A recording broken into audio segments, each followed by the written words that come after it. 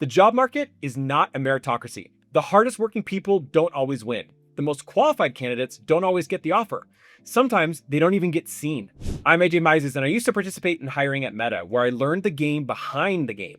I've seen people get silently flagged. And I can tell you, you could be perfectly qualified and still be silently blacklisted. Now, nobody warns you about those lists, but it can end your chances across entire industries. Today, I'm going to reveal the secret system of do not hire lists and how you can bypass them completely. If you've ever felt like you were being blocked from opportunities for reasons that you couldn't explain, tell me in the comments below, because most job seekers believe they're the problem. They think that they're not getting interviews because they're not good enough or because the market is just too competitive.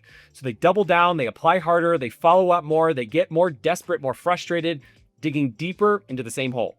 But you might not be getting a job because you've been flagged and nobody told you. These rejections don't show up in emails. No recruiter is going to ever tell you about them. You see, large companies, recruiting firms, and even entire industries often maintain internal do not hire lists. These lists flag candidates for a range of reasons, such as past behavior, interview missteps, reference issues, even something as simple as ghosting a phone call. And most people don't know that these lists don't always stay inside one company. Sometimes they're shared across staffing vendors and partner organizations, meaning that you could be blacklisted across an entire sector without even knowing it. You may have the right qualifications and you may have the perfect resume, but if your name is flagged in their system, you won't even make it past the first filter, and you'll never hear why. This is what makes these lists so dangerous. They're invisible, and you can't fight what you don't know exists. Therefore, the first step is to look for signs if you're on a do not hire list in the first place. Start by stepping back and looking at your job search like an investigator. So ask yourself, are you consistently getting ghosted after interviews? And we're not talking about getting ghosted occasionally, but if you see a pattern, this is your first red flag. Especially if you were once in contact with recruiters or hiring managers who suddenly went silent, that's a huge red flag.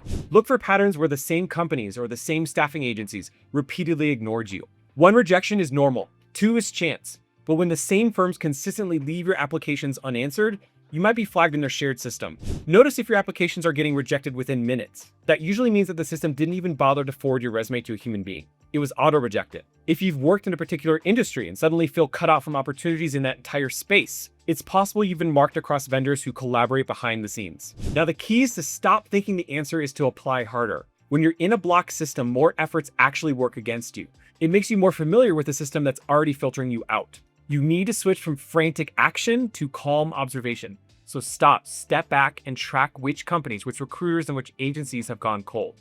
Map out the patterns, and once you spot them, you'll realize that you're not the problem. You're navigating a hidden blacklist. Once you see the invisible wall, you can stop wasting time trying to push through it and start learning how to move around it.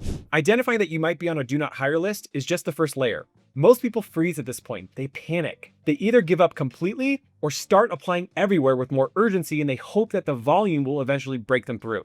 But this only deepens the problem. Applying chaotically actually signals desperation to the recruiters and can even trigger more flags in their systems. What most people don't realize is that these lists are not always about serious mistakes. As I already mentioned, sometimes your name lands there because of human bias or miscommunication or something as simple as a simple error. You could have been flagged because you missed a single follow-up email. You could have been miscategorized because you have a common name. Even applying too frequently to the same company can signal to automated systems that you are risky or a desperate hire. In staffing agency databases, it's shockingly easy to get penalized for minor things. These databases often don't get cleaned up, and so a single bad note from years ago can keep haunting you without your knowledge. Sometimes the damage comes from something even worse. A toxic former manager who left a negative note in your file on the way out, and now you're paying the price for their bitterness. It's not fair. But the job market does not reward fairness, it rewards strategy. It rewards those who know how to control their reputation. So you need to rebuild your reputation with what I call precision moves. The first step is to audit your digital footprint. So Google your name along with your city, your industry, and your most recent job titles and see what comes up.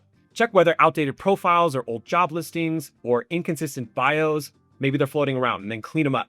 Outdated information, broken links, or conflicting details can create the perception that you're sloppy or you're unreliable or that you've disappeared. Next, update your entire personal brand. Your LinkedIn, your resume, your professional bios, everything should tell a clean, unified story that emphasizes your current skills and your recent wins. If you have profiles on smaller job boards or niche platforms, update those too. Recruiters use those databases, and an outdated or incomplete profile can quietly damage your reputation. Then, look into the back channels. Search for your name on sites like Reddit, Blind, or Glassdoor. You're not looking for formal reviews, you're looking for any mention of your name, especially if you've worked in tight-knit industries where reputations travel fast. Here's a step that most people miss. If you're in the UK or California, you can file a request under GDPR or CCPA laws to access your records from staffing agencies or large companies. They are legally required to provide the data that they have stored about you. This is one of the very few ways that you can uncover if there's a note or a flag attached to your file. And if you find out that you have been flagged, don't hide from it. Address it directly. So reach out with a clear and confident message. Here's what happened, here's how I've grown since then, and here's the proof of my transformation. But fixing your past isn't enough. You need to start building new positive signals immediately. So take on freelance projects, earn certifications, volunteer for meaningful work, create real documented wins that can start to outweigh old system notes. Every new project that you complete is another signal that says, hey, this is a different candidate now. When you rebuild your digital presence and produce fresh, undeniable value, you start to shift how the system sees you. You begin replacing old signals with new ones. But even if you clean up your reputation, there's still a faster way to overcome the do not hire list. You don't need to wait for the system to forgive you. The fastest path out of a do not hire block is through the side door instead of the front door, because you don't have to be liked by the system. You just need to be needed by the right person. When a hiring manager decides that you're the solution to their urgent problem, they can override system flags, they can bypass vendor rules, and they can cut through the red tape. When you position yourself with the right decision maker, your past flags lose their power.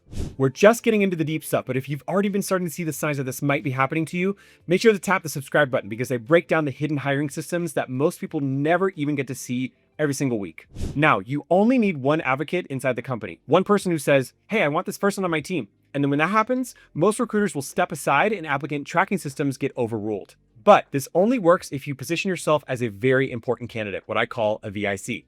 This is where most candidates fail. They try to blend in. VICs don't blend in. They build undeniable proof that they solve problems that people care about right now. Becoming a VIC is about crafting your own side door into companies. So start by creating proof assets. Build a microsite, a case study deck, or a proof of concept portfolio that shows exactly how you solve specific problems. When you reach out to hiring managers, don't just say, I'd love to work for your company. Show them a 3-step solution to a challenge that they're actively facing. Most candidates send cold messages asking for jobs. VICs send ideas that solve problems. And don't try to reach everybody. Find 5 to 7 companies where your skills can create immediate wins. Study their pain points, follow their product launches, look for recent leadership changes. These are the moments when companies are looking for fast, effective help.